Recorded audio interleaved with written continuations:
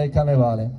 Quindi, allora, tutti con me, 10, più forte!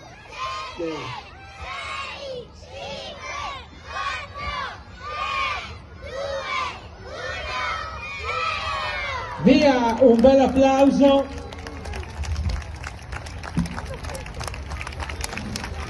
E questo sia un segnale, come ha detto il Presidente, come ha detto anche il Sindaco, di distensione per fare in modo che tacciano le armi e alla fine parlino i cuori.